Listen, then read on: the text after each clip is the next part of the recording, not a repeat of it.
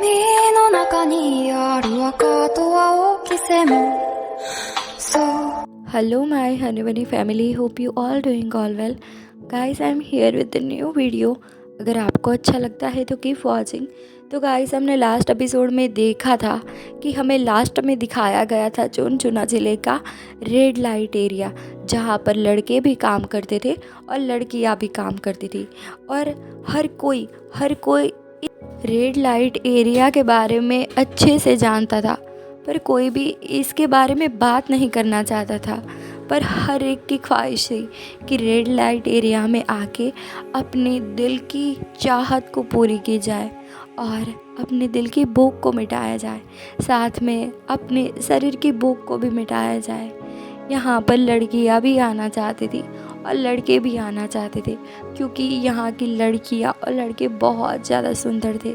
ये कहना अन्याय होगा कि यहाँ के लड़के लड़कियों से भी ज़्यादा सुंदर थे, और इतने ज़्यादा सुंदर थे कि कई लोग तो इनके पीछे इतने ज़्यादा पागल हो गए थे कि इनसे शादी भी करना चाहते थे। कई रईस लड़के और कई रईस पुरुष कहे जो 50+ होता है, वो तो इन लड़कों के पीछे इतने पागल थे कि कईयों ने तो अपनी जान भी दे दी थी इन लड़कों के पीछे। अब आगे देखते हैं कि आगे क्या होता है। हमें अब दिखाया जाता है ये रेड लाइट एरिया, जहाँ पर आजकल बहुत ज़्यादा चहल पहल मची हुई थी। कई सारे पुरुष तो जानबूझकर ये रास्ता चुनते थे कि एक बार देखने को मिल जाए उनका मनचाहा शख्स, और उसको देखकर उसके साथ वो सब किया जाए। उसके बाद हमें दिखाया जाता है कि एक लड़का बोल रहा था ज़ोर ज़ोर से, नमस्ते मेहरबान कदरदान, आप यहाँ पर आके आराम कर सकते हैं, यहाँ पर आ जाइए, आपको क्या चाहिए हमें बताइए। क्या आपको खाना चाहिए स्वादिष्ट, तो वो तो यहाँ पर मिलता ही है, पर अगर आपको अपने शरीर के लिए खाना चाहिए तो हमारे पास आपके शरीर की भूख मिटाने के लिए कई नए स्वादिष्ट भोजन हैं। एक बार आप अपनी आंखें तो सेकिए। दूसरी तरफ हमें दिखाया जाता है कि एक पुरुष जो कि बहुत ज़्यादा उसने पैसे पे किए थे, इसलिए वो आज के आज ही अपना सारा मूल्य चुकता करना चाहता था, इसलिए एक लड़के पर वो टूट गया था। इतना ज़्यादा ज़बरदस्ती वो इंटीमेट हो रहा था। वो बोल रहा था, कुत्ते तो ऐसा कर, मैंने क्या कहा तुझे, तो ऐसे हो जा, मैं ऐसे तेरे साथ करना चाहता हूँ। ये ज़ोर ज़ोर से बोलकर और बीच रास्ते में ये सब कर रहा था।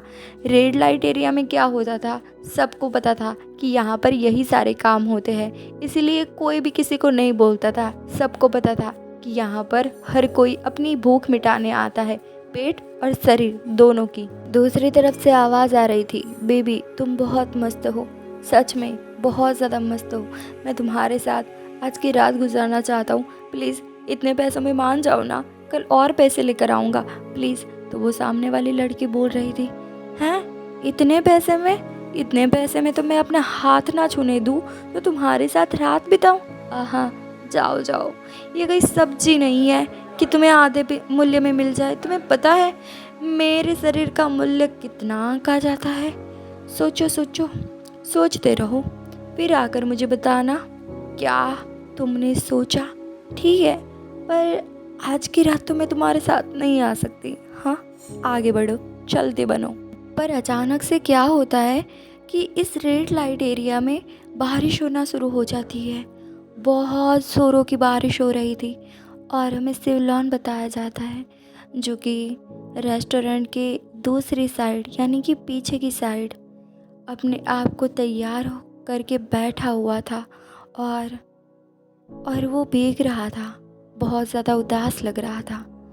इसको ऊंचे वर्ग के अभिजात के रूप में इंटीमेट का सुख देने के लिए बेचा गया था। खुद का पालन पोषण करने के लिए ये सब उसको मजबूरी में करना पड़ रहा था। डोमयोंग को पहले नीलामी में बेचा गया था, जो कि वर्थ इट नहीं था, क्योंकि उसने पहली बार ही उसने कस्टमर को नाखुश कर दिया था। कस्टमर ने उसको जिस तरीके से बोला था पैर को ले जाने के लिए, वो नहीं कर पाया, और नीलामी में बेचे गए उसके शरीर को उसने बेकार बता दिया, और उसको अच्छी रकम भी नहीं मिली। इसीलिए रेस्टोरेंट वाले इस पर बहुत ज़्यादा गुस्सा कर रहे थे। इसीलिए बेचारा बहुत ज़्यादा दुखी था और बाहर बैठकर वो रोए जा रहा था। फिर थोड़ी की देर के बाद उसके आंसू रुक जाते हैं, क्योंकि अब बस यही उसका जीवन था। इसके आगे इसका जीवन क्या होगा इसे नहीं पता था, पर फ़िलहाल के लिए अपने पेट को पालने के लिए उसको ये सब करना पड़ेगा, उसको ये सब सहना पड़ेगा।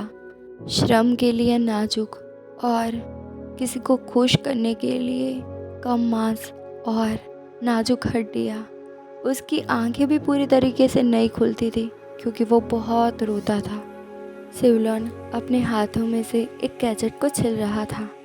वो वुड का था, लकड़ी का था, और ये इसलिए यूज़ होता है जब आपको वो चीज़ नहीं मिलती और आप शरीर सुख पाने के लिए उसका यूज़ करते हो। उसको छीलते हुए मन में सोच रहा था, मेरा सामाजिक कौशल कभी विकसित ही नहीं हो पाया, क्योंकि मैं दुनिया से कटा हुआ इस एरिया में पला बढ़ा। एक प्रांतीय नाम से हटकर मैं वांजी से दूर हो गया। वो छिल रहा था और अपना गुस्सा निकाल रहा था उस चीज़ पर। वो सोच रहा था, मेरे पास क्या है, क्या है मेरे पास? बस वो एक चीज़ जिसके लिए वो सारे गंदे लोग मेरे आसपास घूमते रहते हैं। मैं हूँ तो एक प्रोस्टिट्यूट, एक लड़का प्रोस्टिट्यूट, और क्या है मेरे पास? कुछ भी नहीं, कुछ भी नहीं है मेरे पास।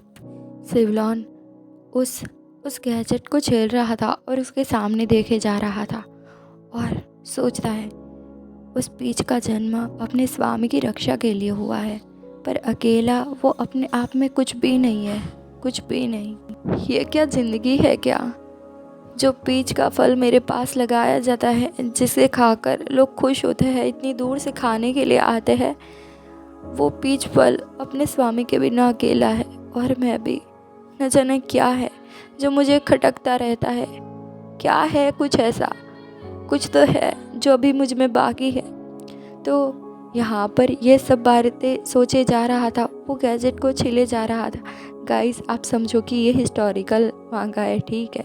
तो उस समय वो सारी चीज़ें ना होती, वो बनाना पड़ता, इसलिए तभी वहाँ पर कोई आता है और बोलता है, हे, तुम्हें बुला रहा हूँ मैं। तो सेवलॉन उस आदमी की ओर देखता है। वो आदमी बोलता है, तुमने जेसन के कपड़े पहने हुए हैं। तो सेवलॉन कुछ बोलता नहीं है। तो गाइस, ये एपिसोड तो यहाँ पर ख़त्म होता है, पर नेक्स्ट एपिसोड में हमें दिखाया जाता है कि सेवलॉन को मिलने के लिए कौन आया है वहाँ पर, जिसके सामने ऐसे देखे जा रहा है सेवलॉन। चलो मिलता है नेक्स्ट एपिसोड में बहुत जल्द ही। Bye bye, take care.